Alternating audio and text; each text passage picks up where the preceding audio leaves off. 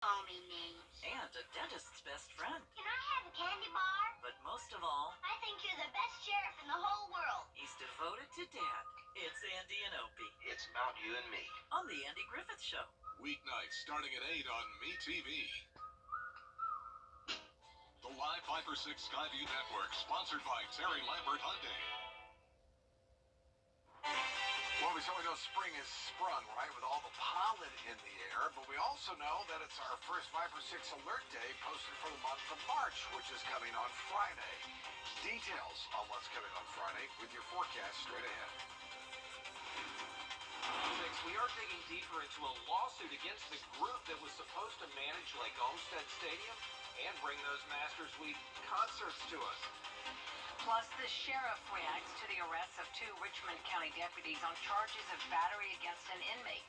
The disturbing video that led to the charges coming up. And several bomb threats at one local school are taking their toll. A look at why school leaders are saying enough is enough.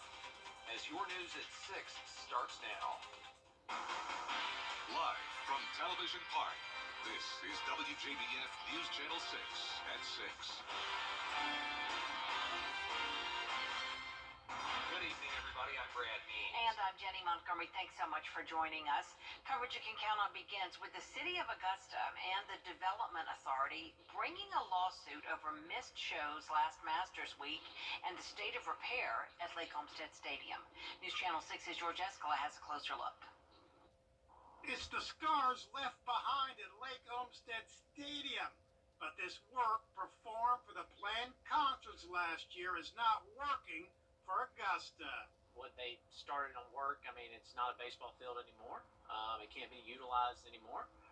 So in my opinion, 3 big Masters Week shows didn't make the cut last year at the stadium. Planned improvements never happened. That's not what was expected when Augusta signed a 10-year deal with C4 Live 3 years ago to bring shows to the facility. They were going to invest millions of dollars into renovations of that and improvements in the facility. Sounded like a great deal, looked like a great deal. But now the city and the Development Authority filing suit seeking a minimum of $1 million in damages from C4 Live for breach of contract. We thought we had a great partnership. We're disappointed in where we are today. I mean, we still hope Lake Olmsted is going to be a future venue that everyone will enjoy, but as of now, I'm not sure we see a path forward. After the shows were canceled last year, the promoters said it was due to dangerous soil conditions. But in its lawsuit, the city says the defendant was fully aware of the soil conditions as they existed prior to performing any work at the stadium. And the defendant abandoned the project at the stadium for its own economic reasons, unrelated to any subsurface conditions. It was a deal expected to lead to years of great concerts. Now it's leading the city to court. In Augusta, George Escala, WJBF, News Channel 6. We tried to get a comment from C4 Live, but they did not respond to our requests. Richmond County Sheriff Richard Roundtree talking about the arrests of 2 of his jailers. Gerardo Sanchez Jr. and Joshua Jackson are charged with simple battery and violating their oath of office. The sheriff says they were caught on camera beating inmate Alvin Yarbrough. Hannah Latier has the sheriff's reaction and a look at that video, which we must warn you may be difficult to watch. Sheriff Roundtree tells us this makes 12 employees arrested over the last year, and 6 of them were from use of extensive force. The video that you will see of the jailers assaulting the inmate is graphic, and as a warning, it could be disturbing to some viewers. Sheriff Roundtree says this inmate is known for faking medical emergencies, and that's what the jailers were responding to when they assaulted him. He says this string of incidents shows a gap in training and culture for the agency's 700-plus employees, and they will be taking steps to prevent this from happening again. Because we're doing the training, but I think we're just not reinforcing it enough, and that's something that we have to instill in our training or in our musters or when we meet every month, or just to come up with some kind of program, or check in with our counselor where we mandatorily make them check in on a periodic basis. So we're looking at all of those things to try to fill that gap. Sheriff Roundtree tells us he wants to implement these changes within the next 30 days, and both jailers have been terminated. In Augusta, Hannah Latier, WJBF News Channel 6. Former UGA football star and projected top NFL draft pick Jalen Carter is facing charges tonight over that deadly crash that killed a UGA staffer and football player back in January. Athens Clarke County Police today charging Carter with reckless and driving and racing in the crash.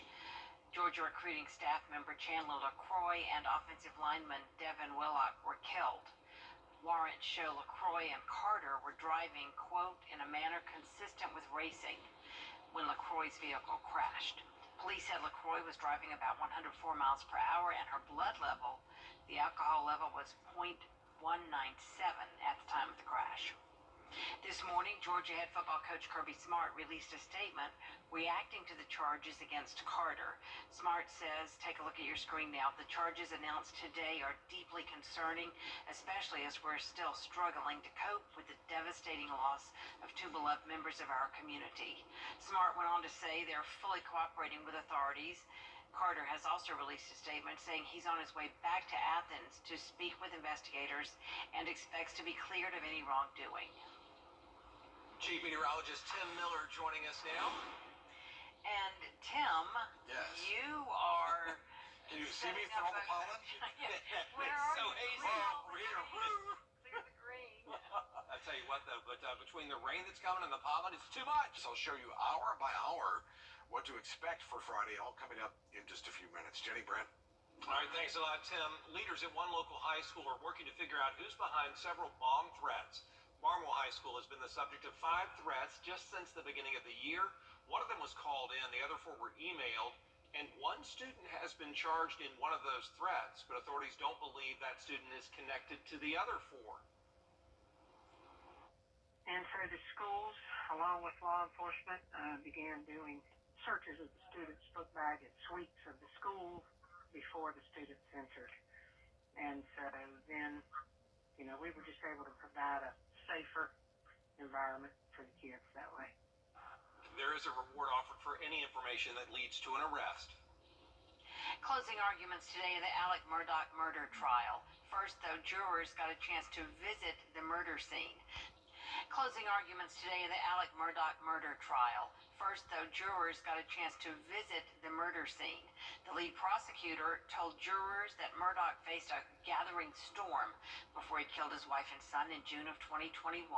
He said the evidence, the lies Murdaugh told during the investigation, and the use of family weapons all pointed to Murdaugh committing the murders. The jury could get the case as early as tomorrow. A local man is hitting the gym trying to raise awareness about a very important issue. He started a 22-hour workout today. We'll check in with him and show you why he's pumping so much iron. When News Channel 6 at 6 continues. BTV, WJBF 6.2. A local Marine Corps veteran is in the middle of a 22-hour workout. He is doing it to raise awareness for the mental health of veterans. News Channel 6's Tiffany Hobbs, who we are renaming News Channel 6's Tireless Tiffany Hobbs, is live in Aiken with his story. Tiffany. Look, everyone, I am here joining Adam Cooper in the 3rd hour of his 22-hour workout. Now, he is expecting to beat his personal record of 6.5 hours on the stair climber. I, however, may not make it that far. Now, he tells me that the reason why he wanted to raise mental health awareness in this way is because the gym, it saved his life. Cooper chose to do 22 hours because of a reported statistic that 22 veterans commit suicide each day. Cooper served 4 years in the Marine Corps. He says there was a time where even he questioned his purpose. He says fitness saved his life. Fitness has saved my life, and I believe it can save a lot of people's lives. And I will open myself up to anybody that comes to me and with wants to know information about fitness or health and how to do it. And I truly believe we need more people to get healthy, not just physically, but more importantly, mentally. Now, the entire community is invited to come out here and support. There's apparel and other items for sale. You can also donate to When Life Sucks. It's a foundation that is aimed at helping veterans who are experiencing trauma. Now, I'm going to get back to this workout, but right now, I am here with the ever-inspiring Adam Cooper here in Aiken County, Tiffany Hobbs, WJBF, and Channel 6. Wow. I can barely breathe. She said, no, I feel like I've been on the phone. And Adam's wearing a jacket too. He's got to be miserable. I gotta sit down. And she's still going. Yeah. Oh my goodness. Amazing. Well, the question is, well, she's indoors. If you were outdoors doing that with the pollen, I don't know. Yeah. You could, 10s and 11s, very, very high. It is here, and it's here to stay, y'all. Your forecast, 5 for 6 alert day for Friday. Details and all that coming up. Athlete Awards are brought to you by Jefferson Energy Cooperative, Wjbf of Augusta, McDonald's, and WJBF News Channel 6. Now, WJBF sports coverage you can count on.